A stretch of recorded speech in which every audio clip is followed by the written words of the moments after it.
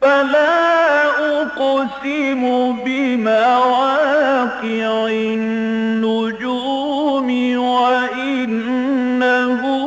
لقسم لو تعلمون عظيم إنه لقرآن كريم في كتاب مكنون لا يمسه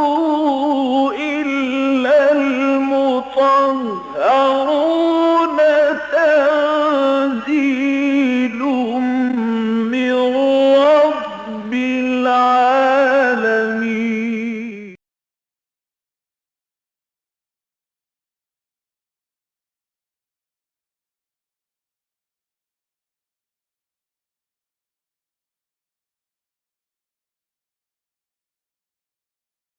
أعوذ بالله من الشيطان الرجيم.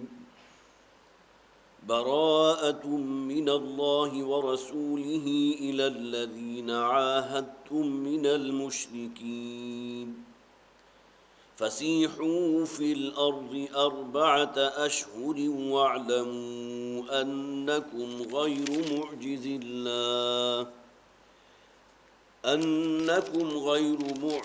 الله وأن الله مخزي الكافرين. وأذان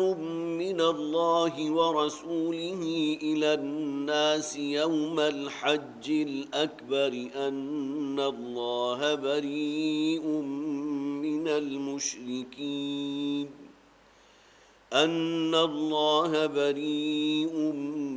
المشركين ورسوله فإن تبتم فهو خير لكم وإن توليتم فاعلموا أنكم غير معجز الله وبشر الذين كفروا بعذاب أليم. إلا الذين عاهدتم من المشركين ثم لم ينقصوكم شيئا ولم يظاهروا عليكم أحدا فأتموا إليهم عهدهم إلى مدتهم إن الله يحب المتقين. فإذا انسلخ الأشهر الحرم فاقتلوا المشركين حيث وجدتموهم وخذوهم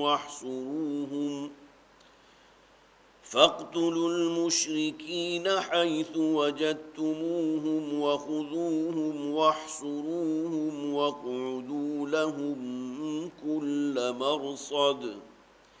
فإن تابوا وأقاموا الصلاة وآتوا الزكاة فخلوا سبيلهم إن الله غفور رحيم.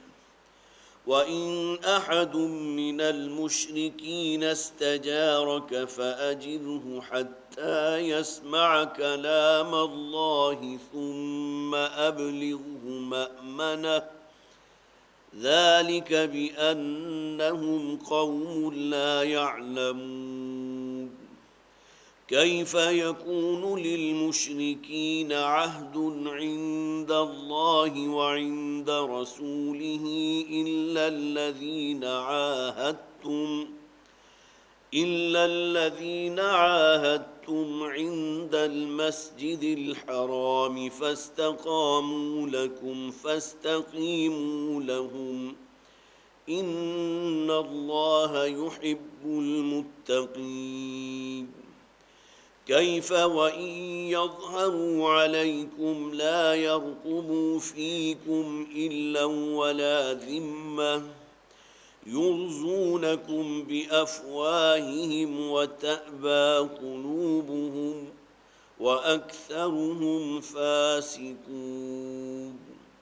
اشتروا بآيات الله ثمنا قليلا فصدوا عن سبيله إنهم ساء ما كانوا يعملون لا يرقبون في مؤمن إلا ولا ذمة وأولئك هم المعتدون صدق اللہ العظیم رب اشرح لی صدری ویسر لی امری واحلل عقدۃ من لسانی یفقہوا قولی اللہم الہمنا رشدنا واعذنا من شرور انفسنا اللہم الہمنا رشدنا واعذنا من شرور انفسنا آمین یا رب العالمین۔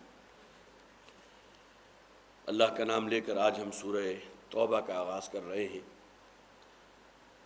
صرف ذہن میں تازہ کر لیجئے کہ مکی اور مدنی صورتوں کے جو گروپس قرآن حکیم میں موجود ہیں ان میں سے دوسرا گروپ تھا کہ جس پر ہم نے یہاں اپنے مطالعہ قرآن حکیم کا آغاز کیا تھا۔ پہلا گروپ محترم ڈاکٹر صاحب کے ذریعے تکمیل تک پہنچا۔ پہلے گروپ میں ایک مکی صورت ہے سورہ فاتحہ، اس کے بعد سورہ بقرہ، سورہ آل عمران، سورہ نساء، سورہ مائدہ۔ یہ چار صورتیں وہ ہیں کہ جو مدنی صورتیں ہیں۔ پہلا گروپ یہاں مکمل ہوا، اور دوسرا گروپ جو ہے اس کا آغاز ہوا تھا سورہ انعام سے۔ اس میں کل چار ہی صورتیں ہیں، دو صورتیں مکی ہیں، دو صورتیں مدنی ہیں۔ سورہ انعام اور سورہ اعراف مکی صورتیں ہیں، اور سورہ انفال اور سورہ توبہ مدنی صورتیں ہیں۔ میں نے عرض کیا تھا کہ سورہ انعام اور سورہ اعراف کا اس اعتبار سے بھی مکی صورتوں اور مدنی صورتوں کا جو باہمی تقابل ہے وہ اپنی جگہ، لیکن یہ دونوں مکی صورتیں جو ہے اپنے اندر بہت ہی حسین تدقیق رکھتی ہیں، اور وہ یہ ہے کہ سورہ انعام ہے تذکیر بآلاء اللہ، کہ اللہ کی نعمتوں کے حوالے سے کہ جو اس ارض و سما کا خالق ہے، وہ مالک ہے، اس نے تمہیں پیدا کیا، اس نے کیا کیا چیزیں تمہارے لیے پیدا کر دی، پھر یہ کہ زمین کو تمہارے لیے بچھونے کی طرح بچھا دیا ہے، پھر یہ بارشوں کا نظام ہے، پھر اسی زمین کے ذریعے جو بظاہر بالکل مردہ ہے تم اپنے لیے انواع و اقسام کی سبزیاں حاصل کرتے ہو، پھل حاصل کرتے ہو، میوے حاصل کرتے ہو، اور اس کے بعد پھر مویشی ہیں۔ انعام کے معنی کیا؟ مویشی۔ ان میں سے کتنے ہیں جو اللہ تعالیٰ نے تمہاری خدمت میں لگا دیے ہیں، ان کا دودھ تم جو ہے پیتے ہو، اور دودھ سے بہتر آج بھی ہمیں معلوم ہے کہ اس سے بہتر غذا کوئی ہے ہی نہیں، اور پھر یہ کہ ان کے گوشت سے تم استفادہ کرتے ہو۔ پھر اسی صورت میں ہم نے وہ بھی پڑھا تھا کہ ان کی کھالیں ہیں کہ جو تمہارے کام آتی ہیں، جن سے اپنے خیمے بنا لیتے ہو، ان کے کھال پر جو بال لگے ہوتے ہیں وہ تمہارے لیے لباس کا کام کرتے ہیں، ان سے تم اپنا اونی لباس پیدا جو ہے اس کو تیار کرتے ہو۔ یہ تمام چیزیں وہ ہیں کہ جن کا تعلق اللہ تعالیٰ کی نعمتوں سے ہے۔ التذکیر بآلاء اللہ، اللہ کی نعمتوں کے حوالے سے ایمان اور معرفت پیدا کرنا، اور یاد دہانی اور نصیحت حاصل کرنا۔ اور اس کے فوراً بعد جو تھی سورہ انعام کے بعد سورہ اعراف، اس میں تذکیر بایام اللہ، ان میں خاص طور پر بڑی تفصیل سے ہم نے ان تمام رسولوں کی اقوام کا ذکر بھی پڑھا کہ جن کی طرف اللہ نے اپنے اولو العزم من الرسل، اور یہ وہ ہیں کہ جن کا تعلق اس طبقے سے ہے کہ جو اللہ کے نمائندے ہیں۔ اگرچہ ہر نبی بھی اللہ کا نمائندہ ہے، لیکن ہر رسول جو ہے اس اعتبار سے اللہ کا نمائندہ اور اللہ کی حجت بن جاتی ہے کہ اگر جس قوم کی طرف اللہ نے اس رسول کو بھیجا، اگر اس قوم نے اس رسول کی دعوت کو رد کر دیا، پھر گویا کہ یہ غیرت کا تقاضا ہے کہ اللہ تعالیٰ جو ہے پھر ان لوگوں کو برداشت نہیں کرتا۔ قوم عاد کا ذکر ہم نے پڑھا، قوم صالح کا ذکر پڑھا، اور اس کے بعد قوم لوط کا ذکر ہم پڑھ چکے۔ پھر یہ کہ حضرت موسیٰ علیہ السلام آل فرعون کو جس طرح غرق کر دیا گیا تھا، قوم نوح کا ذکر بھی ہم نے پڑھا۔ یہ تمام وہ ہیں کہ جو گویا کہ اللہ تعالیٰ نے جن قوموں کو ہلاک کر دیا، نیست و نابود کر دیا۔ اور اس کے بعد پھر گویا کہ یہ بات بین السطور موجود ہے کہ جو لوگ بھی اس رسول کی دعوت پر لبیک کہنے والے تھے، ایمان لانے والے تھے، اپنے آپ کو اللہ کی بندگی اور اللہ کی غلامی میں دینے والے تھے، وہی لوگ بچائے گئے، وہ رسول وقت بھی بچا لیے گئے اور ان کو بچایا گیا۔ اور اس کے بعد پھر بالکل وہی معاملہ وَأَنْتُمُ الْأَعْلَوْنَ إِن كُنتُم مُؤْمِنِينَ۔ اب یہ مومنین ہی کا راج ہے۔ یہ الگ بات ہے کہ اللہ تعالیٰ کی سنت ہے کہ اس کے بعد بھی پھر وقفے سے اللہ پھر رسول بھیجتا رہا، اس لیے کہ قوموں کے اندر پھر فسق و فجور جو ہے وہ در آیا۔ فَخَلَفَ مِن بَعْدِهِمْ خَلْفٌ أَضَاعُوا الصَّلَاةَ وَاتَّبَعُوا الشَّهَوَاتَ فَسَوْفَ يَلْقَوْنَ غَيًّا۔ اس لیے کہ رسولوں کے چلے جانے کے بعد جو ناخلف لوگ آتے ہیں وہ رسولوں کی تعلیمات کو جو ہے بھلا بیٹھتے ہیں، اللہ کی بندگی، اللہ کی عبادت کی بجائے جو اپنے نفس کی بندگی میں کے اندر مبتلا ہو جاتے ہیں، فسق و فجور کا شکار ہو جاتے ہیں۔ تو فخلف من بعدہم خلف، وہ ناخلف اور ناہنجار جو ہے وہ بعد میں ان کے وارث ہوتے ہیں کہ جن کے نزدیک اسلام اور دینی تعلیمات کے اوپر عمل کرنا تقریباً گویا کہ اپنے زندگی سے خارج کر چکے ہوتے ہیں، اور پھر اللہ تعالیٰ کسی نبی اور رسول کو بھیجتا رہا۔ یہ سلسلہ چلتا رہا تاں کہ محمد رسول اللہ صلی اللہ علیہ وسلم آخری نبی اور آخری رسول ہیں۔ یہ الگ بات ہے کہ اس امت کے لیے عذاب استیصال نہیں ہے، اس لیے کہ پہلی امتوں کے لیے تو اس لیے تھا کہ بعد میں کوئی نہ کوئی نبی اور رسول آ جائے گا، لیکن یہ کہ چونکہ اللہ کے نبی محمد رسول اللہ صلی اللہ علیہ وسلم آخری رسول ہیں، خاتم المرسلین ہیں، لہٰذا آپ کے بعد اب اور کوئی جو ہے نبی اور رسول کے آنے کا معاملہ نہیں ہوگا۔ تو یہ دو صورتیں وہ تھیں کہ جن میں گویا کہ تذکیر بآلاء اللہ اور تذکیر بایام اللہ اپنے کلائمیکس پر نظر آتے ہیں۔ اس کے بعد دو صورتیں سورہ انفال اور سورہ توبہ ہیں، یہ دونوں مدنی صورتیں، مکی اور مدنی صورتیں مل کر ایک گروپ بنا، اور سورہ انفال جس کو ہم نے پچھلی مرتبہ مکمل کیا تھا، آپ حضرات کو معلوم ہے کہ اس صورت کا اگر ایک موضوع ہم قرار دیں تو غزوہ بدر ہے، قتال فی سبیل اللہ، جہاد فی سبیل اللہ کا بھی ظرف سلام، اور وہ آیہ مبارکہ بھی اس میں موجود تھی، وَقَاتِلُوهُمْ حَتَّى لَا تَكُونَ فِتْنَةٌ وَيَكُونَ الدِّينُ كُلُّهُ لِلَّهِ۔ اے مسلمانوں، تمہاری جنگ جو ہے وہ جاری رہے گی جب تک کہ اللہ کا کلمہ سربلند نہ ہو جائے اور دین، سسٹم، نظام کل کا کل اللہ کے تابع نہ ہو جائے۔ یہ عنوان تھا سورہ انفال کا، اور اس کے بعد یہ سورہ توبہ ہے کہ جس سے گویا کہ یہ دوسری مدنی سورت۔ اور ایک بات اور نوٹ کر لیجئے، وہ یہ کہ سورہ توبہ کے بارے میں نے عرض کیا تھا کہ یہ نبی اکرم صلی اللہ علیہ وسلم کے سلسلہ رسالت کی بین الاقوامی جو ڈائمنشن ہے اس کا نقطہ اول ہے، اس لیے کہ یہاں آپ یہ نوٹ کر لیجئے کہ چھٹے رکوع سے لے کر آخری رکوع تک، یہ تقریباً آپ یہ سمجھ لیجئے کہ چھٹے سے 9 رکوع تک غزوہ تبوک سے روانگی اور اس کا سفر، اس کے حالات ہیں، اور 10ویں سے آخری رکوع تک یہ تمام کے تمام رکوع جو ہیں وہ اسی موضوع کے اوپر ہے کہ غزوہ تبوک کہ جو ایک بہت بڑا ایک امتحان بن گیا تھا، خاص طور پر ان لوگوں کے لیے کہ جو اپنے آپ کو سمجھتے تو یہ تھے کہ ہم مسلمان ہیں لیکن حقیقتاً ایمان کی دولت سے بہرہ مند نہیں تھے۔ اب آئیے اس سورہ مبارکہ کے بارے میں چند باتیں تمہیداً نوٹ کر لیجئے۔ سب سے پہلی بات تو آپ نے نوٹ کی ہوگی، یہاں مصحف میں بھی جو آپ کے سامنے اسکرین لگی ہوئی ہے، بسم اللہ الرحمن الرحیم کے الفاظ نہیں ہیں۔ اس میں سب سے پہلی جو اس کی مختلف اسباب بتائے گئے ہیں ہماری تفسیر کی کتابوں کے اندر، اس میں سب سے پہلی بات تو یہ ہے کہ نبی اکرم صلی اللہ علیہ وسلم نے ان دونوں صورتوں کے مابین جو الفاظ منفصل ہوتے ہیں، آپ کو معلوم ہے کہ ہر دو صورتوں کے مابین بسم اللہ الرحمن الرحیم کے الفاظ منفصل ہیں، گویا کہ یہ پہلی صورت کو دوسری صورت سے جدا کر رہے ہیں۔ نبی اکرم صلی اللہ علیہ وسلم نے اس سورہ مبارکہ اور سورہ انفال کے مابین بسم اللہ الرحمن الرحیم کے الفاظ نہیں لکھے، نہ آپ نے لکھوائے تھے اور نہ ہی یہ کہ آپ اس کی تلاوت کرتے تھے۔ اس کے معنی کیا ہوئے کہ یہ حفاظت قرآنی کے اعتبار سے بھی ایک بہت بڑا معجزہ ہے کہ 1400 برس بیت جانے کے باوجود بھی قرآن حکیم میں اتنی سی تبدیلی بھی نہیں کی جا سکی کہ 113 صورتوں کے شروع میں بسم اللہ الرحمن الرحیم کے الفاظ ہیں، سورہ فاتحہ سے لے لیجئے سورہ ناس تک، لیکن یہ کہ صرف ایک صورت ہے جو نبی اکرم صلی اللہ علیہ وسلم کے زمانے میں بھی اسی طرح پڑھی جاتی تھی کہ شروع میں بسم اللہ الرحمن الرحیم کے الفاظ نہیں تھے، اور نہ ہی یہ کہ وہ مصحف عثمانی کے اندر لکھے گئے۔ پہلا مصحف جو حضرت عثمان رضی اللہ تعالیٰ عنہ نے گویا کہ اسی ترتیب کے مطابق جو نبی اکرم صلی اللہ علیہ وسلم نے جس کی املا کروائی تھی وہ مصحف عثمانی ہے، اس میں بھی الفاظ موجود نہیں ہیں۔ تو کتنا بڑا معجزہ ہے کہ اتنی بھی اس کے اندر کوئی تبدیلی واقع نہیں ہو سکی کہ 113 صورتوں کا آغاز بسم اللہ الرحمن الرحیم کے الفاظ سے ہوا، لیکن یہ صورت بعین ہی اسی طرح جیسا کہ محمد رسول اللہ صلی اللہ علیہ وسلم کے دور میں تھی، دور خلفائے راشدین میں تھی، کہ آج تک کوئی اس کی ہمت نہیں کر سکا کہ مصحف کے اندر جو ہے بسم اللہ الرحمن الرحیم کے الفاظ لکھتے۔ یہ حفاظت قرآنی، انا نحن نزلنا الذکر وانا لہ لحافظون، اللہ تعالیٰ نے جو فرمایا تو گویا کہ اس کے بہت بڑے بڑے مظاہر ہیں جو ہمارے سامنے موجود ہیں۔ آپ کو معلوم ہے کہ 7-8 برس کے بچے کے سینے کے اندر قرآن حکیم محفوظ ہوتا ہے۔ دنیا کی اور کوئی کتاب ایسی نہیں ہے کہ جسے یہ مقام حاصل ہو کہ جس کے پڑھنے والے اور جس کو یاد کرنے والے، یاد رکھنے والے، اور پھر عمر کے بالکل اس ابتدائی حصے میں کہ جبکہ آدمی جسے آپ کہیے کہ ذمہ داری بھی اپنی پوری طرح جو ہے اجاگر نہیں ہوتی، اس کے باوجود یہ کہ کسی بچے کا سینہ یا یہ کسی نوجوان کا سینہ جو ہے قرآن حکیم کے متن سے مزین ہے۔ یہ حفاظت قرآنی کے بہت سے معاملات ہیں، لیکن اس میں اس بات کو خاص طور پر نوٹ کیجئے کہ بسم اللہ الرحمن الرحیم کے الفاظ چونکہ اس دور میں موجود نہیں تھے لہذا آج بھی موجود ہیں۔ سب سے بنیادی دلیل تو یہ ہے۔ دوسرا ایک بات جس کی طرف مفسرین نے اشارہ کیا ہے کہ سورہ انفال اور سورہ توبہ کے مضامین اتنے مشترک ہیں کہ اگر بسم اللہ الرحمن الرحیم کے بغیر بھی ان دونوں صورتوں کو آپ پڑھتے چلے جائیں تو معلوم ہوگا کہ ان کے درمیان کہیں کوئی فصل ہے ہی نہیں، اس لیے کہ دونوں کے اندر قتال ہے، جہاد فی سبیل اللہ ہے، اللہ کے دین کو غالب کرنے کی عملی جد و جہد ہے۔ نقطہ آغاز تو غزوہ بدر تھا، لیکن یہ کہ بین الاقوامی جد و جہد نبی اکرم صلی اللہ علیہ وسلم کی، اس کے لیے نقطہ آغاز مسلح تصادم کا آغاز جو ہے وہ غزوہ تبوک سے ہوا۔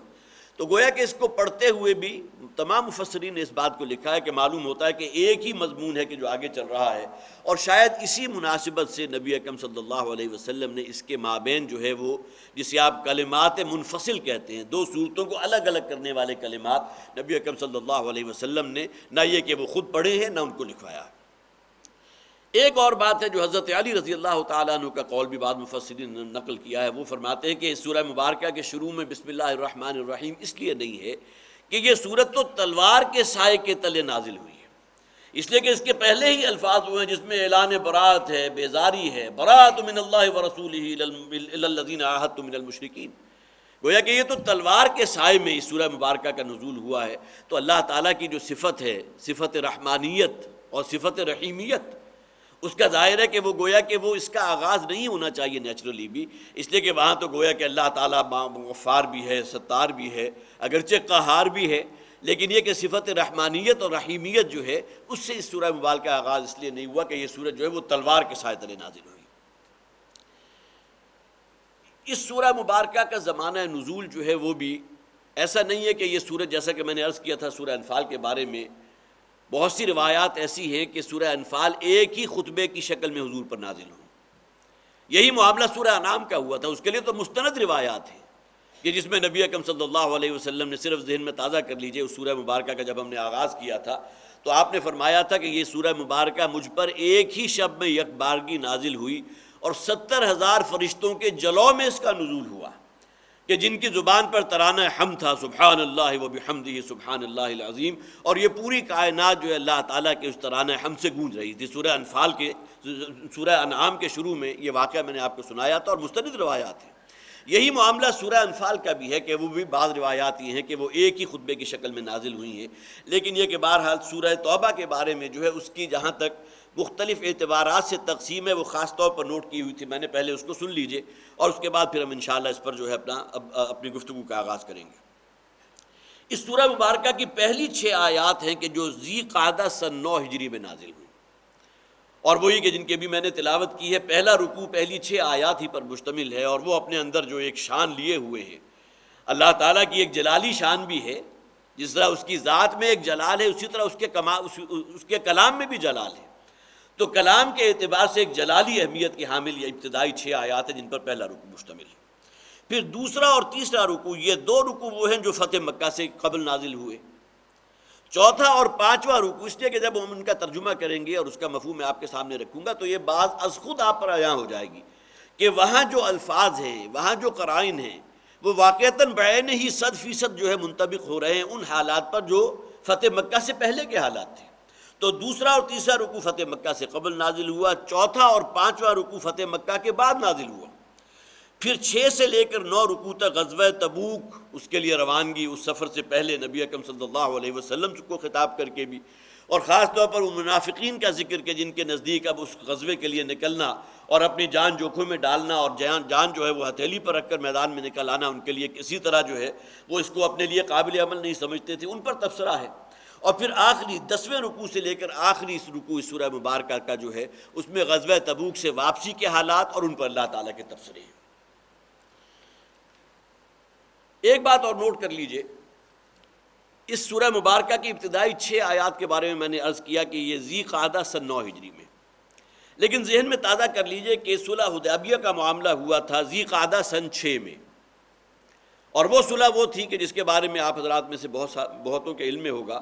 کہ بظاہر مسلمانوں نے بڑی دب کر صلح کی تھی۔ حضور کو خواب دکھایا گیا اللہ تعالیٰ کی طرف سے کہ آپ جو ہے وہ ایک سفر عمرہ کر رہے ہیں، آپ نے صحابہ سے کہا، 1200 یا 1400 صحابہ جو ہے حضور کے جلوہ میں تھے، اور آپ جنگ کے ارادے سے نکلے نہیں تھے، صرف یہ کہ غزوہ احزاب چونکہ 1 برس پہلے ہوا تھا اور وہ جس قدر ہدیمت اور رسوائی ہوئی تھی کفار اور مشرکین کی کہ 12,000 کا لشکر مدینہ کی ایک چھوٹی کسی بستی کے گرد جو ہے وہ جسے آپ کہیے گھیرا ڈالے کھڑا تھا۔ اللہ تعالیٰ کی طرف سے معاملہ ایسا ہوا کہ رات کو تیز جھکڑ چلے ہیں، خیموں میں آگ لگ گئی، تنابیں ٹوٹ گئیں، گھوڑوں کے سموں تلے آ کر جو ہے بہت سے لوگ زخمی ہو گئے۔ جب صبح کا مطلع جو ہے وہ صاف ہوا ہے تو دیکھا کہ وہ پورا کا پورا میدان صاف ہے۔ اس موقع پر حضور نے فرمایا تھا لَن تغزوکم قریش بعد عامکم ھذا، کہ آج کے سال کے بعد اب قریش تم پر حملہ کرنے کی جرت نہیں کریں گے، اس لیے کہ جو ان کی پوری ٹل لگا سکتے تھے، وہ جو زور لگا سکتے تھے کہ تمام حلیف قبائل کی قوت کو بھی مجتمع کر لیا اور 12,000 کا لشکر لے کر مدینہ پر حملہ آور ہوئے۔ لیکن یہ کہ اس موقع پر حضور نے فرما دیا تھا، اسی کا نتیجہ نکلا کہ اگلے ہی سال پھر جب حضور نے خواب میں دیکھا کہ آپ عمرہ فرما رہے ہیں اور آپ کے ساتھ مسلمانوں کی بھی ایک کثیر تعداد ہے، 1400 یا 1500 کی تعداد آتی ہے، تو آپ نے سفر عمرہ فرمایا اور صلح حدیبیہ کا جو ہے وہ گویا کہ وہ اگرچہ سفر جو ہے عمرے پر منتج نہیں ہوا، لیکن یہ صلح حدیبیہ جو ہے اس کے نتیجے میں ہو گئی، جس میں بظاہر مسلمانوں نے دب کر صلح کی تھی۔ اس صلح میں بعض چیزیں ایسی تھی کہ جس کی پھر بعد میں مشرکین کی طرف سے جب خلاف ورزی ہوئی ہے تو نبی اکرم صلی اللہ علیہ وسلم نے پھر گویا کہ وہ سفر کیا ہے جو بالآخر فتح مکہ کے اوپر منتج ہوا۔ تو ذی قعدہ سن 6 میں صلح حدیبیہ ہوئی اور رمضان سن 8 میں مکہ فتح ہو گیا۔ اس دوران میں جو پیریڈ حضور کو ملا صلی اللہ علیہ وسلم، تو آپ کو گویا کہ ایک اعتبار سے اطمینان ہو گیا کہ اب کفر کی طاقت اور مشرکین مدینہ پر حملہ آور نہیں ہوں گے۔ لہذا یہی وہ دورانیہ ہے کہ جس میں حضور نے صلی اللہ علیہ وسلم اپنے بہت سے اہلکاروں کو، بہت سے جسے آپ سفراء کہہ لیجیے، سفیروں کو بھیجا ہے مختلف حکومتوں کی طرف اپنے نامہ مبارک دے کر کہ اسلام قبول کر لو، اس لیے کہ میری اور تم سب کی نجات ایک اللہ کی عبادت اور بندگی میں ہے، اس دنیا میں بھی کامیاب ہوگے اور آخرت کی کامیابی کا تو اللہ تعالیٰ کی طرف سے وعدہ ہے۔ یہ وہ پیریڈ ہے کہ جس کے دوران حضور نے گویا کہ اس فیز کو سٹارٹ کر دیا۔ سن 8 رمضان میں مکہ فتح ہوا، لیکن نوٹ کیجئے کہ اس سال حضور نے حج نہیں کیا، حالانکہ رمضان اور ذی الحج کے درمیان کتنا عرصہ ہے، لیکن یہ کہ رمضان کے فوراً بعد غزوہ حنین ہو گیا، رمضان سن 8 فتح مکہ کے فوراً بعد، اور اس کے بعد نبی اکرم صلی اللہ علیہ وسلم نے واپسی کا سفر اختیار کیا۔ اب ظاہر ہے کہ مدینہ واپس آ کر پھر فوراً واپس پلٹ آنا 1 مہینے کے اندر اندر واپس عمرے کی نیت سے یا یہ کہ حج کی نیت سے، اس کے لیے حضور تیار نہیں تھے، لہٰذا حضور نے سن 8 کا حج نہیں کیا۔ اور یہ وہ حج ہے جو اگرچہ مکہ فتح ہو چکا ہے، لیکن یہ کہ جو لوگ حضور کے ساتھ آئے تھے، مدینہ کے رہنے والے تھے، وہ تو حضور کے ساتھ ہی واپس پلٹ آئے، لیکن جو اس وقت مسلمان مکہ میں موجود تھے انہوں نے حج ادا کیا ہے، ساتھ ہی مشرکین کو بھی پوری طرح کھلی اجازت تھی کہ وہ اپنے طریقے سے حج ادا کر لیں۔ خاص طور پر نوٹ کیجیے، یہ سن 8 کا حج ہے، فتح مکہ ہو چکا، اب یہ حج ہو رہا ہے جس میں مسلمانوں نے اپنے طریقے سے حج ادا کیا، لبیک اللہم لبیک لبیک لا شریک لک لبیک، جو الفاظ ہیں تلبیہ کے، اور مشرکین نے تلبیہ کے الفاظ کے اندر جو چیزیں ایڈ کر دی تھی انہوں نے اس کے مطابق ادا کیا، یہاں کہیں کوئی جو ہے بیخ کنی نہیں ہوئی، روکا نہیں کیا۔ 1 سال گزر گیا اور سن 9 ہجری کا حج ہے کہ جس موقع پر یہ آیات جو ہیں نبی اکرم صلی اللہ علیہ وسلم پر نازل ہوئی ہیں، یہ حج بھی آپ نے نہیں کیا۔ حضرت ابوبکر صدیق رضی اللہ تعالیٰ عنہ کو حضور نے امیر الحج بنا کر بھیجا، مسلمانوں کی ایک کثیر تعداد حضرت ابوبکر کے ساتھ گئی ہے۔ اب یہ سن 9 ہجری کا حج ہے، جس موقع پر جیسا کہ میں بعد میں عرض کروں گا یہ آیات جو ہیں جب حضور پر نازل، حضور اس وقت مدینہ میں تھے، یہ حج بھی آپ نے نہیں کیا، اس لیے کہ اس حج میں بھی ابھی دونوں چیزیں موجود تھیں، مشرکین بھی موجود تھے اور مسلمان بھی موجود تھے، اور انہوں نے دونوں نے اپنے اپنے طریقے سے حج کیا۔ لیکن ایک فرق واقع ہو گیا کہ یہاں مسلمانوں میں وہ حضرات بھی موجود تھے جو حضرت ابوبکر صدیق رضی اللہ تعالیٰ عنہ کی سرکردگی میں گویا کہ مدینہ سے وہ حج کرنے کے لیے وہاں پہنچے تھے۔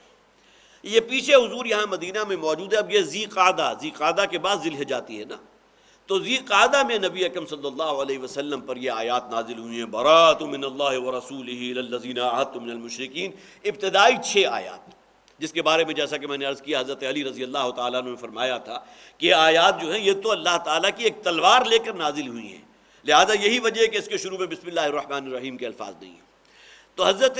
علی رضی اللہ تعالیٰ عنہ کے بارے میں حضور نے فیصلہ کیا، اس لیے کہ جب مشاورت حضور نے طلب کی کہ اب یہ آیات مجھ پر نازل ہوئی ہیں، گویا کہ اللہ تعالیٰ کی طرف سے وحی کے ذریعے حضور کو بتا دیا گیا کہ اس حج کے موقع پر وہاں اعلان عام کر دیا جائے کہ اب آئندہ کسی مشرک کو اس بات کی اجازت نہیں ہوگی کہ وہ بیت اللہ کا طواف کر سکے۔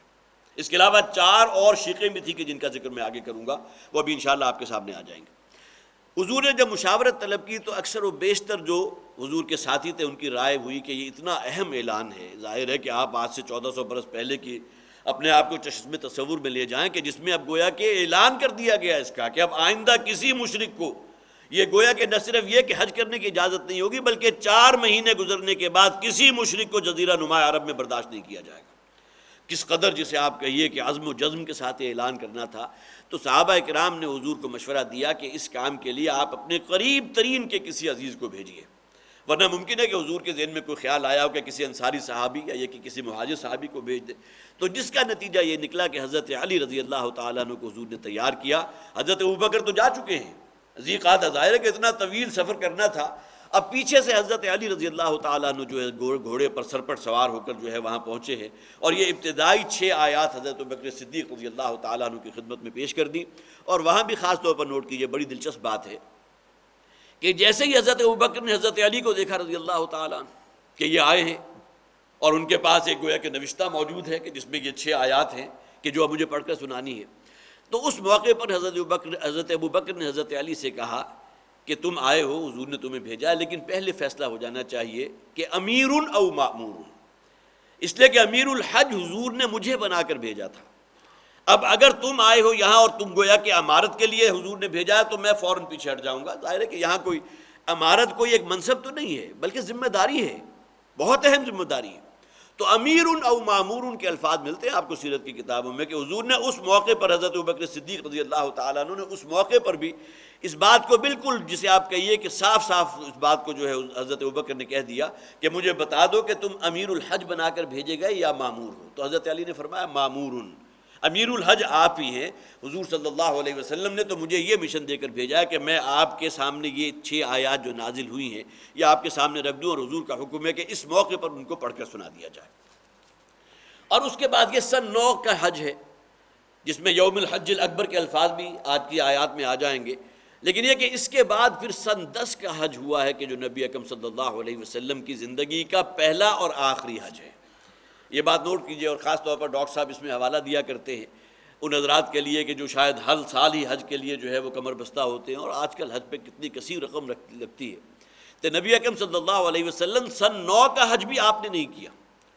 حالانکہ حضرت ابوبکر صدیق رضی اللہ تعالیٰ عنہ حضور کے بعد اگر درجہ آتا ہے تو حضرت ابوبکر صدیق رضی اللہ تعالیٰ عنہ افضل البشر بعد الانبیاء بالتحقیق، وہ امیر الحج بنا کر حضور نے بھیجا لیکن خود نہیں گئے، اس لیے کہ اس سال بھی ابھی مشرکوں کو اجازت تھی کہ وہ حج کر سکتے ہیں۔ اس سال کے بعد گویا کہ سن 10 کا حج وہ تھا کہ جس میں پھر نبی اکرم صلی اللہ علیہ وسلم خود بھی شریک ہوئے، اور اس موقع پر کوئی مشرک جو ہے اس کو اجازت نہیں تھی کہ وہ حج کر سکے۔ حضرت زید رضی اللہ تعالیٰ عنہ سے روایت ایک ترمذی شریف میں موجود ہے، جس میں وہ فرماتے ہیں کہ حضرت علی رضی اللہ تعالیٰ عنہ جب حضور کے پاس پہنچے تھے تو جہاں یہ 4 آیات انہوں نے، یہ 6 آیات جو حضور پر نازل ہوئی تھی جبکہ آپ ابھی مدینہ میں تھے ذی قعدہ میں، جہاں یہ پڑھ کے سنانی تھی وہیں اسی کی روشنی میں 4 چیزیں تھیں کہ جو انہوں نے واشگاف الفاظ میں بتا دی۔ سب سے پہلے یہ کہ آئندہ سے، یہ آپ حضرات کے علم میں ہے، بارہا یہ بات آتی بھی رہی ہے کہ عبادت اور ان چیزوں کا جب بھی انسان کے اندر کوئی ذوق و شوق یا یہ کہ جذبہ کسی ایک حد سے تجاوز ہو جاتا ہے تو اس کی کوئی بہت ہی عجیب و غریب قسم کی شکلیں بھی سامنے آتی ہیں، جس کا ایک مظہر یہ تھا کہ ان مشرکین کے ہاں بیت اللہ کا بالکل برہنہ ہو کر طواف کرنا ایک بہت اونچے درجے کی نیکی سمجھا جاتا تھا۔ تو سب سے پہلی شک جو حضرت علی رضی اللہ تعالیٰ عنہ نے ان آیات کو کے ساتھ ساتھ جو 4 چیزیں اور ملتی ہیں سیرت کی احادیث کی کتابوں میں، تو سب سے پہلی بات یہ ہے کہ آئندہ گویا کہ ان آیات کو پڑھنے کے بعد اب کسی شخص کو اجازت نہیں ہوگی کہ وہ بیت اللہ کا برہنہ ہو کر طواف کرے، نمبر 1۔ نمبر 2 یہ کہ آج کے سال کے بعد اس حج میں تو اجازت ہے، مشرکین جو ہے وہ اپنے طریقے سے حج کر سکتے ہیں، جیسا کہ میں نے عرض کیا تھا کہ تلبیہ کے اندر بھی انہوں نے اپنے الفاظ ایڈ کر لیے تھے کہ جس میں گویا کہ ان اپنے خداؤں کو بھی اکوموڈیٹ کرنے کی کوشش کی تھی کہ جو اللہ کے ساتھ اور شریک انہوں نے قرار دے دیے تھے۔ تو دوسری شک اس کی یہ تھی کہ اس سال کے بعد اب کوئی مشرک حج نہیں کر سکے گا۔ تیسرے یہ کہ 4 ماہ کی مدت ہے، اور اس کو بھی متعین کر دیا گیا 10 ذی الحج سے لے کر 10 ربیع الثانی تک، 10 ذی الحج سن 9 ہجری، اور گویا کہ ذی الحجہ کے اوپر وہ سن 9 ہجری ختم ہو گیا، اب سن 10 ہجری جو شروع ہوگا تو 10 ربیع الثانی، یہ 4 مہینے مکمل ہوئے۔ ان 4 مہینوں کی مدت کے ختم ہونے کے بعد کسی مشرک کو جزیرہ عرب میں رہنے کی اجازت نہیں ہوگی۔ نمبر 3 یہ تھی، اور نمبر 4 یہ تھی کہ جن قبائل کے ساتھ بھی نبی اکرم صلی اللہ علیہ وسلم کا ایک خاص مدت تک کا معاہدہ ہو چکا ہے، اور اس میں بھی کنڈیشن یہ تھی کہ ان قبائل نے ان معاہدوں کی پابندی کی ہے، کوئی سرکشی اختیار نہیں کی، تو نبی اکرم صلی اللہ علیہ وسلم گویا کہ پابند ہوں گے ان 4 مہینوں کے بعد بھی۔ اگر میعاد فرض کیجئے کہ کسی کی 1 سال کی باقی ہے تو حضور پابند ہوں گے اس بات کے کہ ان کے اس معاہدوں کی اس مدت معاہدہ تک پہنچائے، اس وقت تک وہ معاملہ بحال رہے گا۔ یہ 4 چیزیں وہ ہیں کہ جو حضرت علی رضی اللہ تعالیٰ عنہ نے گویا کہ اپنے الفاظ میں، اور یہ 6 آیات اس موقع پر وہ اعلان عام اور منادی کی شکل میں جو ہے وہ سامنے رکھتی۔ اسی طرح بخاری شریف کی روایت ہے حضرت ابو ہریرہ رضی اللہ تعالیٰ عنہ، انہوں نے فرمایا کہ حضرت علی رضی اللہ تعالیٰ عنہ نے منادی کر دی تھی اس موقع پر، اس میں 2 چیزوں کا ذکر ہے کہ اس سال بھی کوئی مشرک جو ہے برہنہ ہو کر طواف نہیں کرے گا، اور نمبر 2 یہ کہ اس سال کے بعد کوئی مشرک جو ہے بیت اللہ میں نہ طواف کر سکے گا نہ اسے حج کی اجازت ہوگی۔ اب آئیے شان نزول، جیسا کہ میں عرض کر چکا ہوں ابتدائی 6 آیات کا وہ آپ کے سامنے آ چکی ہے کہ ذی قعدہ سن 9 میں یہ 6 آیات نازل ہوئی ہیں، اور اس موقع پر جیسا کہ میں نے عرض کیا حضرت علی رضی اللہ تعالیٰ عنہ پہنچے ہیں۔ حضرت ابوبکر صدیق رضی اللہ تعالیٰ عنہ اس وقت امیر الحج تھے، اور آپ کی زبانی بھی اور پھر اس میں بھی روایات ملتی ہیں کہ ظاہر ہے کہ مجمع بہت کثیر تھا۔ 1 سال کے بعد جب حضور نے حج فرمایا تو آپ حضرات کے علم میں ہے نا کہ 1,40,000 کا مجمع تھا مسلمانوں کا، یہ ساؤنڈ سسٹم تو تھے نہیں، لہذا ہوتا کیا تھا کہ حضور جو الفاظ اس خطبے میں خطبہ حجۃ الوداع کے موقع پر حضور ارشاد فرماتے تھے دائیں بائیں اور سامنے کہہ کے، تو جہاں تک حضور کی آواز جا سکتی تھی ان لوگوں نے تو سن لیا،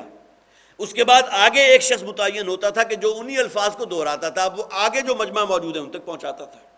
جہاں تک اس کی آواز پہنچ گئی اس کے بعد پھر اگلے شخص نے منادی شروع کر دی۔ تو تقریباً یہی معاملہ ہوا۔ تو روایات ملتی ہیں، حضرت ابو ہریرہ رضی اللہ تعالیٰ عنہ فرماتے ہیں کہ یہ منادی کا جو فریضہ حضور نے ہمارے سپرد کیا تھا، جن میں ان 4 باتوں کا ذکر تھا اور یہ ابتدائی 6 آیات سورہ توبہ کی، تو حضرت علی رضی اللہ تعالیٰ عنہ کا گلا بھی جواب دے گیا، اور بھی بہت سے لوگ تھے کہ جنہیں اس ڈیوٹی پر جو ہے متعین کیا گیا تھا، ان کا گلا جواب دے گیا۔ حضرت ابو ہریرہ رضی اللہ تعالیٰ عنہ خود فرماتے ہیں کہ میرا گلا بھی جواب دے گیا، اس لیے کہ واقعتاً فرض کیجئے کہ 80-90 ہزار افراد یا 1,00,000 افراد وہاں اگر موجود تھے، ان تک ان باتوں کو پہنچانا اور پوری صراحت کے ساتھ وَأَذَانٌ مِّنَ اللَّهِ وَرَسُولِهِ، کان کھول کر سنا دینا کہ کہیں کوئی شخص یہ نہ کہہ سکے کہ مجھے وہ بات پوری طرح معلوم نہیں ہو سکی تھی، میرے علم میں نہیں آ سکی تھی، یا یہ کہ میں سن نہیں سکا تھا۔ اس حوالے سے جو محنت ان لوگوں نے کی ہوگی، جن کی بھی ڈیوٹی لگی ہے، تو حضرت ابو ہریرہ رضی اللہ تعالیٰ عنہ خود فرماتے ہیں، اور حضرت علی رضی اللہ تعالیٰ عنہ کو ذکر کیا کہ گلا جو ہے اس درجے جواب دے گیا کہ بالآخر جو ہے آواز بھی اس سے برآمد نہیں ہو رہی تھی۔ یہ چند باتیں تو تمہیدی نوعیت کی تھی۔ اب آئیے اس سورہ مبارکہ کا ہم باقاعدہ آغاز کرتے ہیں۔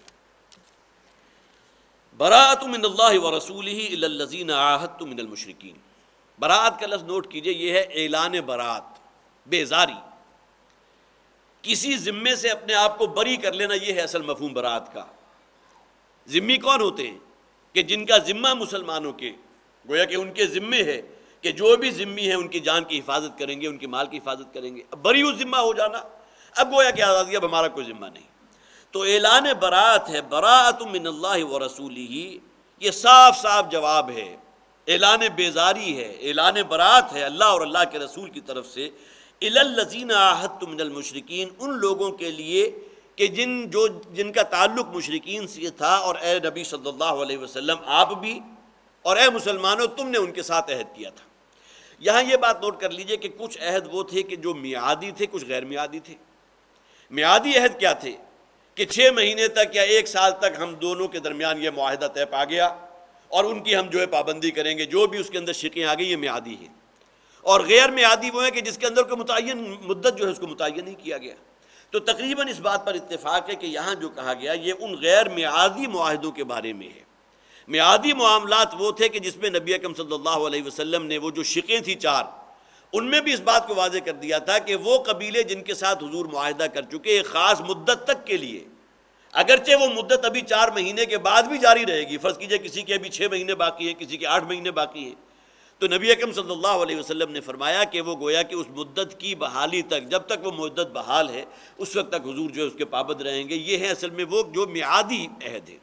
لیکن جن کے ساتھ کوئی میعاد مقرر نہیں تھی، کوئی مہلت جو ہے ان کو خاص طور پر ٹائم پیریڈ کے اعتبار سے نہیں دی گئی تھی، ان کے بارے میں فرما دیا گیا براءۃ من اللہ ورسولہ الی الذین عاہدتم من المشرکین، اعلان بیزاری اور اعلان براءت ہے اللہ اور اللہ کے رسول کی طرف سے ان مشرکوں کے ساتھ کہ جس کے ساتھ اے مسلمانوں تم نے عہد اور معاہدے کیے تھے۔ یہاں صرف نوٹ کر لیجئے کہ صلح حدیبیہ کے موقع پر چند حلیف قبائل وہ تھے جو مسلمانوں کے حلیف تھے، اور چند قبائل وہ تھے کہ جو حلیف بن گئے مشرکوں کے۔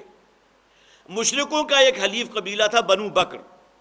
جنہوں نے معاہدے کی خلاف ورزی کی، اور بنو خزاعہ جو مسلمانوں کا حلیف قبیلہ تھا ان کے اوپر چڑھائی کر دی۔ اگر تو صرف یہ قبیلہ چڑھائی کرتا تو معاملہ اتنا سنگین نہیں تھا، لیکن یہ کہ نہ صرف اس پر معاملہ ختم ہوا بلکہ جو مشرکین مکہ تھے انہوں نے پوری طرح مدد کی ہے،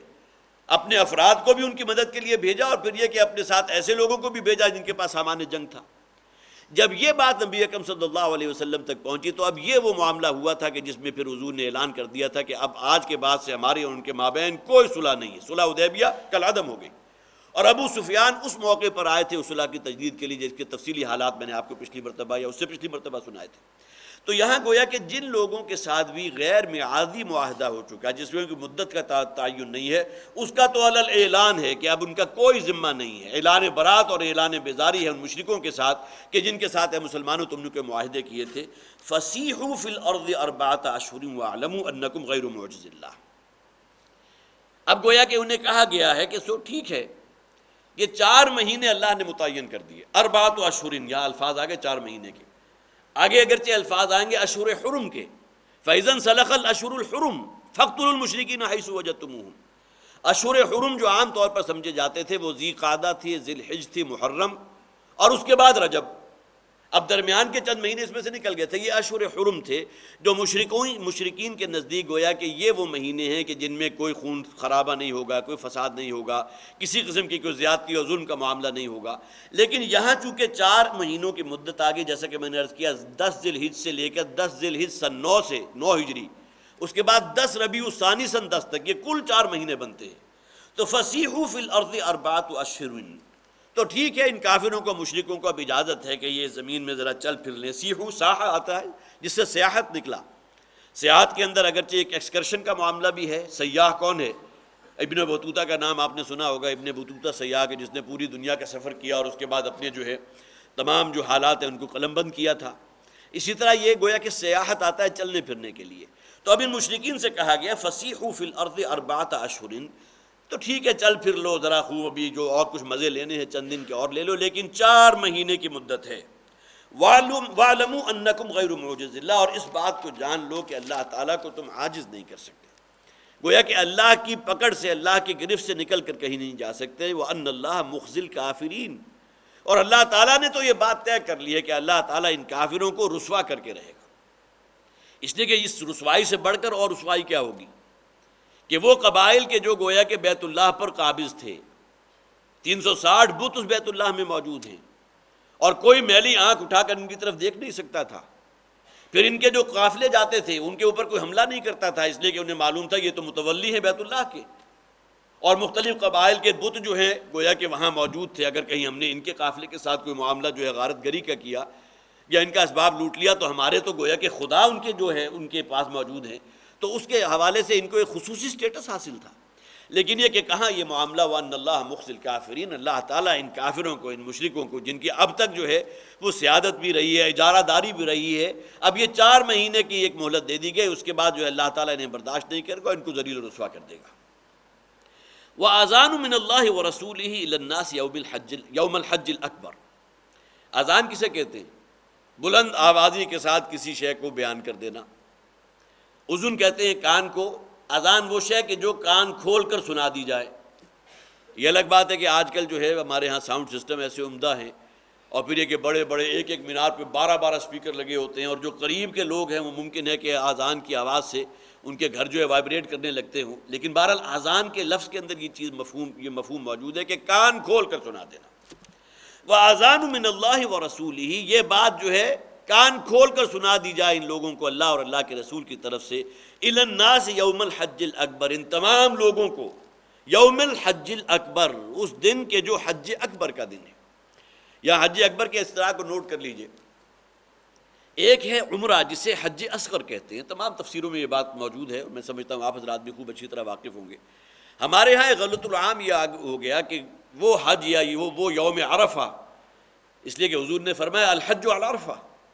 یہ عرفے کا دن سن 9 جو ہے ذی الحج، یہ عرفہ جو ہے وہ حج کا دن ہے۔ تو جو حج کا دن جو ہے جمعے کے دن آئے، ہمارے ہاں یہ سمجھا جاتا ہے شاید یہ حج اکبر ہے، دراحال ہے کہ اس کا کہیں کوئی سراغ آپ کو نہیں ملتا۔ حج اکبر اصل بڑے حج کو کہتے ہیں، بڑا حج کون سا ہے؟ عمرہ چھوٹا حج ہے، حج اکبر بڑا حج ہے۔ یہاں ایک اختلاف بہرحال موجود ہے کہ یہاں مختلف روایات ہیں۔ ایک روایت تو یہ ہے کہ یہ لوگوں کو کان کھول کر جو سنا دیا گیا تھا، تو یہ دن کون سا تھا؟ آیا یوم عرفہ تھا یا یوم النحر تھا؟ چند روایات ہیں، لیکن ان کی روایت کی صحت اتنی زیادہ گویا کہ مستند نہیں ہے کہ جس میں یہ کہا گیا کہ یوم عرفہ کا دن تھا۔ لیکن اکثر و بیشتر روایات، بخاری اور مسلم دونوں کی روایات ہے کہ یوم الحج الاکبر سے مراد یہاں قربانی کا دن ہے، گویا کہ جس میں ایک جشن کا معاملہ بھی ہوتا ہے، اور جو جانور قربان کیے جاتے ہیں، ایک بہت ہی عمدہ ایک فضا ہوتی ہے۔ آج کل تو شاید اس کی نوبت اس لیے نہیں آتی کہ تمام لوگ جو ہیں وہ قربانی کے پیسے جو ہے اپنے بینک میں جمع کروائے اور خود بالکل فارغ ہو کر بیٹھ گئے۔ لیکن آج سے جب ڈاکٹر صاحب نے پہلا حج کیا تھا، غالباً 1964 کا حج تھا یا 62 کا تھا، تو اس موقع پر تو یہ معاملہ اژدہام کا نہیں تھا، لہذا اپنا جانور خود ذبح بھی کرتے تھے، اور پھر یہ کہ اس کی جو ہے وہ کلیجی نکال کر یا یہ کہ اور اس کا کوئی گوشت نکال کر اس سے استفادہ بھی کیا جاتا تھا۔ تو بڑا ایک جشن کا، بہت ہی خوشی کا معاملہ کا دن ہوتا تھا۔ تو اکثر و بیشتر روایات اس بات کے حق میں ہے کہ یہاں جو یوم الحج الاکبر کہا گیا تو یہ اصل میں قربانی کا دن تھا، کہ جس میں نبی اکرم صلی اللہ علیہ وسلم کے حکم کے مطابق یہ 6 آیات اس سورہ مبارکہ کا پہلا رکوع، اور پھر وہ 4 پوائنٹس جو میں نے آپ کو بتا دیے تھے، حضرت علی رضی اللہ تعالیٰ عنہ، پھر حضرت ابوبکر صدیق، حضرت ابو ہریرہ اور کتنے ہی اور صحابہ ہوں گے کہ جن کو اس ڈیوٹی پر مامور کیا ہوگا کہ ان باتوں کو ایک ایک مشرک کے کان تک پہنچا دیں۔ وَأَذَانٌ مِّنَ اللَّهِ وَرَسُولِهِ، کان کھول کر سنا دیا جائے اللہ اور اللہ کے رسول کی طرف سے ان لوگوں کو یوم الحج الاکبر، یہ حج اکبر کے دن، قربانی کے دن، ان اللہ بریء من المشرکین، کہ اللہ تعالیٰ جو ہے اعلان برات کرتا ہے مشرکین سے۔ حالانکہ اس سے پہلے کا معاملہ کیا تھا؟ مسلمانوں کا مقابلہ بھی ہوا، غزوہ بدر ہے، غزوہ احد ہے، غزوہ احزاب ہے، لیکن اعلان برات تو پہلے دن بھی ہو گیا تھا، جبکہ کہا گیا کہ لا الہ الا اللہ، اللہ کے سوا اور کوئی معبود نہیں۔ حضور کی احادیث موجود ہیں، جو شخص یہ کہتا ہے لا الہ الا اللہ، گویا کہ تفلحوا، تم کامیاب ہو جاؤ گے۔ ابھی تو نہ نماز کا جو احکامات نازل ہوئے ہیں، نہ شریعت کے اور احکام، باریک احکامات موجود ہیں، صرف اس بات کا اقرار کر لینا اور اس بات کے اوپر قائم ہو جانا کہ اللہ کے سوا اور کوئی معبود نہیں ہے، کوئی اس کا شریک نہیں ہے، کوئی اس کا ساجی نہیں ہے، کوئی اس کا ہم پلہ نہیں ہے، یہ بھی اعلان برات ہے۔ لیکن خاص طور پر اس موقع پر اس اعتبار سے کہ اب آج کے بعد کسی مشرک جو یہ عرض حرم نہ حج کی اجازت ہوگی،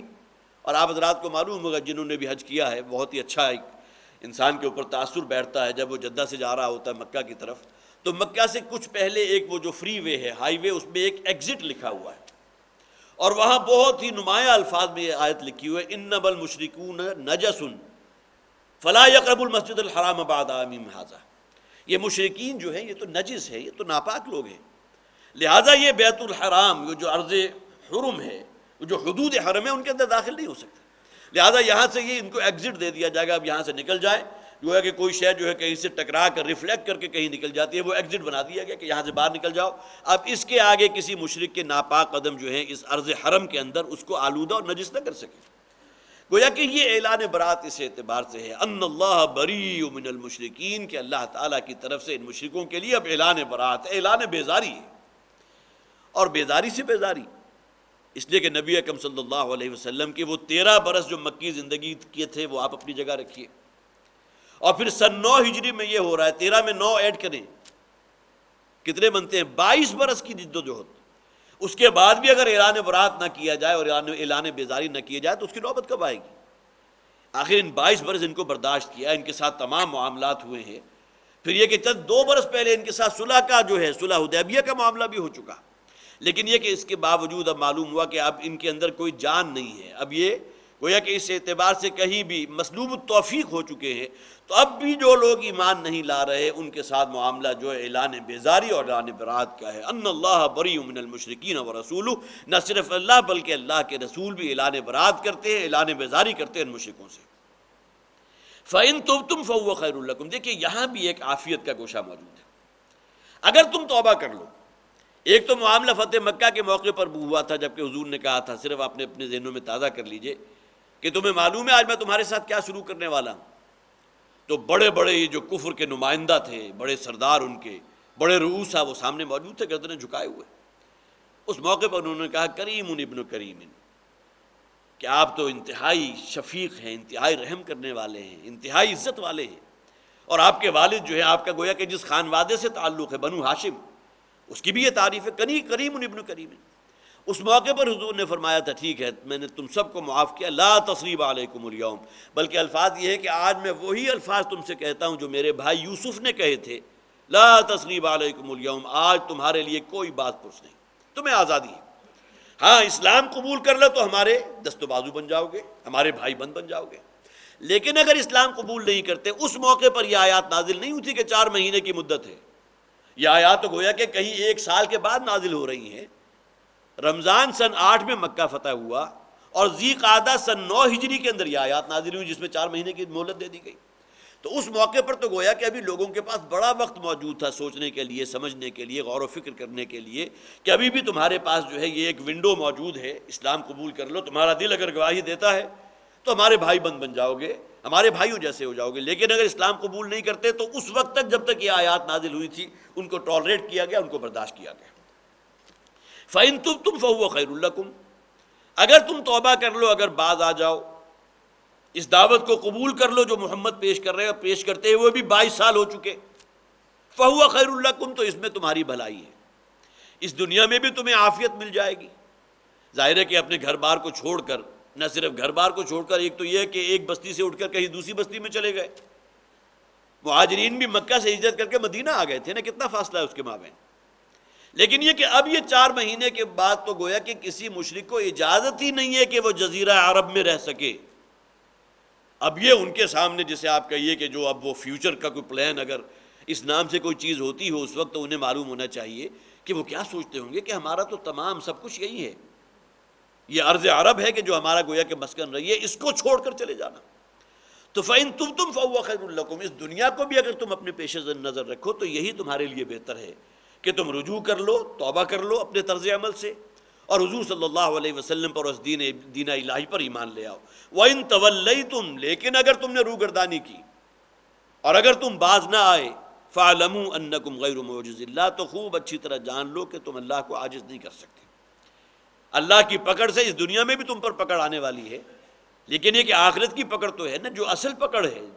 جو حقیقی زندگی والی پکڑ ہے، اس میں اللہ کو شکست نہیں دے سکتے تم۔ وَبَشِّرِ الَّذِينَ كَفَرُوا بِعَذَابٍ أَلِيمٍ، اور بشارت دے دیجئے اے نبی صلی اللہ علیہ وسلم ان لوگوں کو جو کافر ہیں اس دردناک عذاب کی۔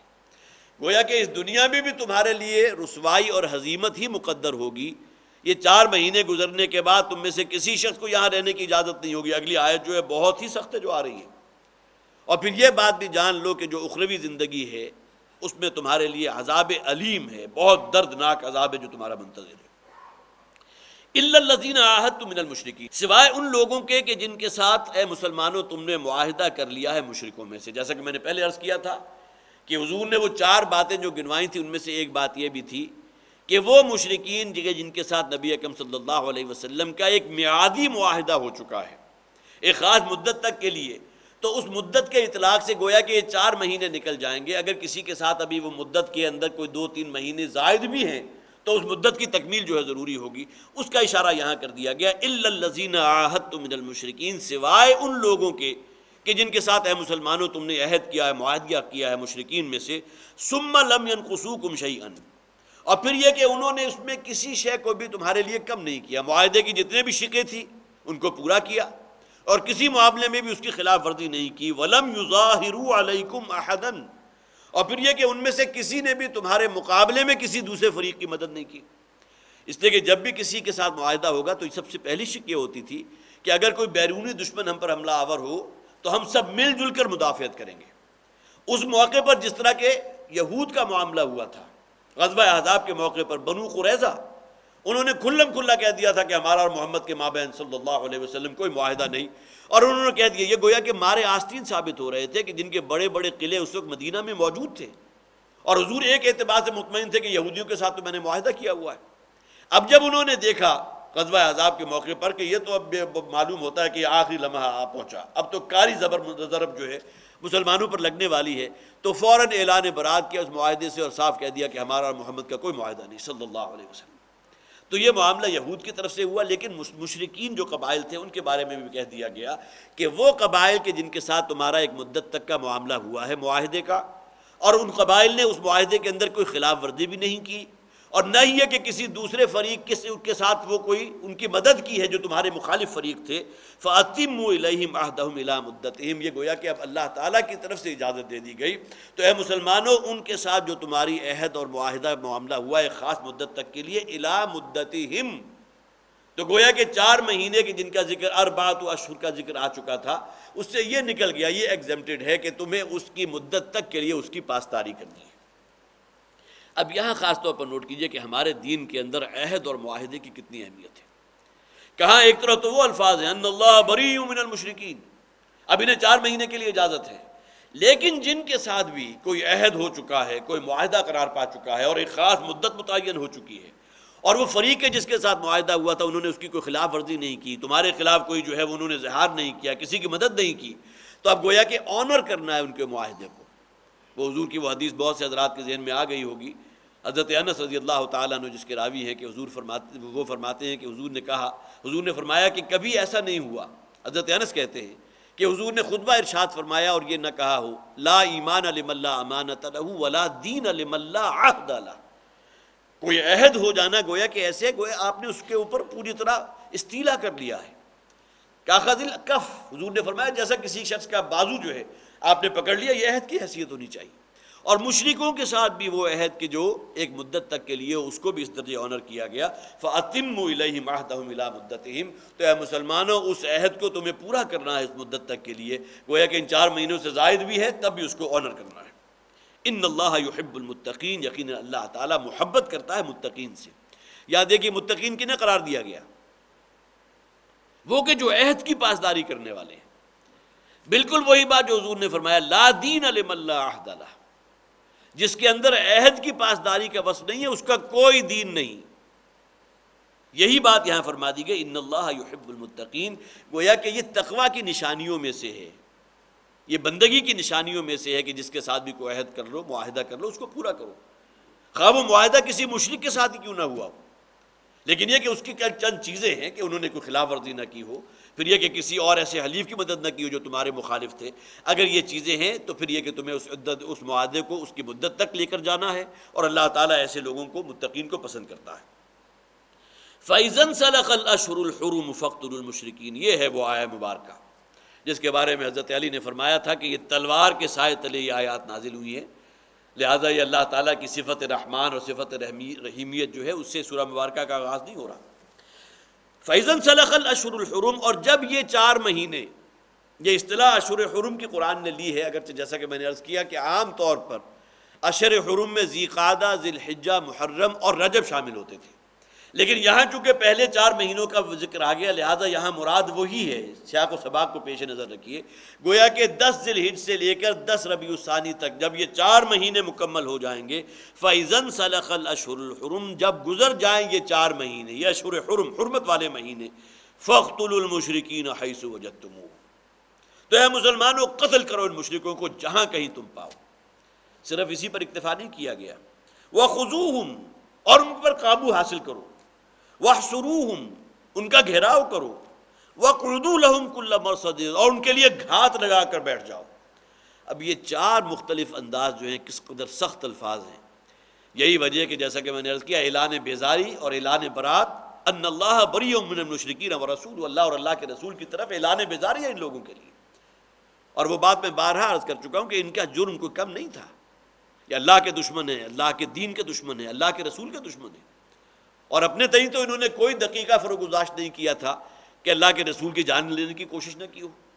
غزوہ بدر میں کس ارادے سے آئے تھے؟ غزوہ احد میں کیوں آئے تھے؟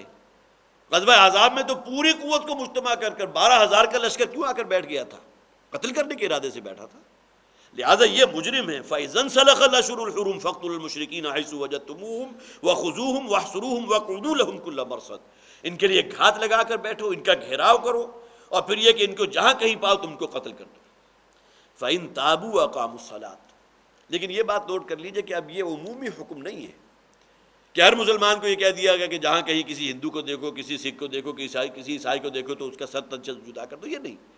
بلکہ یہ تو خاص طور پر ایک معاملہ ان حالات میں تھا کہ جب کہ اللہ تعالیٰ کی طرف سے اعلان بیزاری جو اپنے کلائمیکس پہ پہنچ گیا، اور 4 مہینے کا پھر بھی مہلت دے دی گئی، جس کو کوئی پلاننگ کرنی ہے وہ کر لے، فیوچر پلاننگ آخر ہر شخص کرتا ہے، کر لے، 4 مہینے کم نہیں ہے، لیکن ان 4 مہینوں کے بعد ان کا وجود برداشت نہیں ہوگا۔ یا دوسری کیفیت ہو جاتی ہے کہ جب کہ معاملہ جو ہے حربی، کافر جو ہے اس کی آپ جان لے سکتے ہیں، حالت جنگ ہے، میدان جنگ، بلکہ حالت جنگ بھی نہیں، میدان جنگ، اس میں اگر کوئی آپ کے سامنے آیا آپ نے اس کی جان لے لی، ٹھیک ہے، فقتلوا المشرکین حیث وجدتموہم۔ لیکن اس کے علاوہ اس کا اطلاق یہ نہیں ہوگا کہ جہاں کہیں ہے مسلمانوں تم کسی مشرک کو دیکھو، کسی سکھ کو دیکھو، کسی عیسائی کو دیکھو، کسی اس کو دیکھو تو اس کو قتل کر دو، وہ معاملہ نہیں ہے، وہاں تو معاملہ گویا کہ ڈائمنشن بالکل چینج ہو جائے گی۔ فَإِن تَابُوا وَأَقَامُوا الصَّلَاةَ وَآتَوُا الزَّكَاةَ فَخَلُّوا سَبِيلَهُمْ۔ دیکھیے پھر وہی بات، یہ ایک اعجاز ہے، ظاہر ہے اللہ کا کلام ہے، اس کے اندر جو توازن ہے آپ کو اور کہاں ملے گا؟ اتنے سخت الفاظ ہیں کہ 4 اصطلاحات استعمال کی ہیں، ان کا گھیراؤ کر لو، ان کے لیے گھات لگا کر بیٹھو، جہاں کہیں پاؤ ان کو پکڑ لو، اور پکڑنے پر اکتفا نہ کرو بلکہ ان کو قتل کر دو 4 مہینے گزرنے کے بعد۔ لیکن ساتھ ہی اسے بیلنس کر دیا گیا فَإِن تَابُوا وَأَقَامُوا الصَّلَاةَ وَآتُوا الزَّكَاةَ۔ اگر اپنی جان کی امان چاہتے ہیں، اسی جزیرہ عرب میں رہنا چاہتے ہیں، یہ تو ایک چیزیں ہوگی نا جس کا تعلق انسان کی مادی ضروریات سے، لیکن اصل شے کیا ہے؟ توبہ کریں، رجوع کریں اللہ کے حضور۔ فَإِن تَابُوا وَأَقَامُوا الصَّلَاةَ، نماز پر کاربند ہو جائیں، وَآتَوُا الزَّكَاةَ، اور زکوٰۃ ادا کرنے والے بن جائیں، فَخَلُّوا سَبِيلَهُمْ، تو اے مسلمانوں پھر ان کو جانے دو، پھر ان کا راستہ چھوڑ دو۔ ان اللہ غفور الرحیم، یقین اللہ تعالیٰ بھی بہت غفور ہے، اس لیے کہ یہ تو اللہ تعالیٰ کی شان مغفرت ہے نا، اس کا ایک عکس جو ہے اپنے اندر بھی پیدا کرنے کی کوشش کرو۔ ان اللہ غفور الرحیم، اللہ تعالیٰ بھی غفور ہے اور رحیم ہے۔ یہاں جیسا کہ میں نے عرض کیا تھا کہ یہ ایک گویا کہ اس حوالے سے ایک بیلنس کر دیا گیا کہ جہاں اتنے سخت الفاظ ہیں، اب عام طور پر مستشرقین کو جو چیزیں نظر آتی ہیں جن کو بہت جو ہے جس کا واویلا کرتے ہیں کہ بوئے خوں آتی ہے اس قوم کے افسانوں سے، اور قرآن کے اندر تو ہے ہی ہے کہ قتل کر دو ان کو اور ان کو ختم کر دو، ان کے لیے گھات لگا کر بیٹھو، لیکن ساتھ ہی اسی آیت میں جو بیلنس کر دیا گیا فَإِن تَابُوا وَأَقَامُوا الصَّلَاةَ وَآتَوُا الزَّكَاةَ فَخَلُّوا سَبِيلَهُمْ۔ صرف اسی پر اکتفا نہیں ہوگا بلکہ تم ان کے بھائی بن جاؤ گے، بھائی بندوں جیسے ہو جاؤ گے، اور یہ اسلام جو سراسا سلامتی کا مذہب ہے اس کی اس سایہ عاطفت کے اندر آ جاؤ گے۔ فَخَلُّوا سَبِيلَهُمْ، تو اب ان سے اعراض کرو اگر ان چیزوں کا یہ اقرار کر لے۔ حالانکہ اس بات کو نوٹ کیجئے کہ 90% امکان اس بات کا موجود ہے کہ صرف نماز بھی کوئی شخص پڑھنے لگ جائے، زکوٰۃ کا بھی جو ہے وہ دم بھرنے لگ جائے کہ ہاں میں ان چیزوں کا جو ہے وفادار رہوں گا، لیکن صرف جان بچانا اور اس عرض جزیرہ عرب کو خیر بات کہنا نہ مقصود ہو تو یہ چیزیں بھی ان کے لیے کافی ہیں۔ جیسا کہ معاملہ ہوا تھا، حضرت اسامہ رضی اللہ تعالیٰ عنہ نے ایک غزوے کے اندر ایک شخص کو قتل کر دیا، اور عین موقع پر جب اس نے دیکھا کہ اب میری جان کے در پہ اور خنجر بلند ہو چکا ہے جو میرے سینے کے اندر ابھی بھونک دیا جائے گا، اس نے کہا اشہد ان لا الہ الا اللہ واشہد ان محمدا عبدہ ورسولہ۔ اب اس موقع پر بھی یہ روایت آپ نے بارہا سنی ہوگی، 99% امکان اس بات کا ہے کہ اس نے صرف جان بچانے کے لیے کہا۔ تو بظاہر اس آیہ مبارکہ کے اندر یہ بات گویا کہ بین السطور موجود ہے، لیکن اس بات کا اقرار کر لینا بھی کس درجے اہم ہے، کلمہ شہادت ادا کر دینا، کہ حضور نے حضرت اسامہ سے کہا تھا کہ قیامت کے دن کیا معاملہ ہوگا کہ جب کہ ایک کلمہ شہادت اس کے لیے ایک ڈھال بن جائے گا کہ میرے ہوتے ہوئے تمہارا خنجر کیوں چلا۔ تو یہی بات یہاں بھی ہے فَإِن تَابُوا وَأَقَامُوا الصَّلَاةَ وَآتَوُا الزَّكَاةَ فَخَلُّوا سَبِيلَهُمْ۔ ہاں یہ 3 چیزیں اگر اس کا یہ اقرار کر لیں، توبہ کرنے سے مراد یہ کہ دین توحید میں داخل ہو جائیں،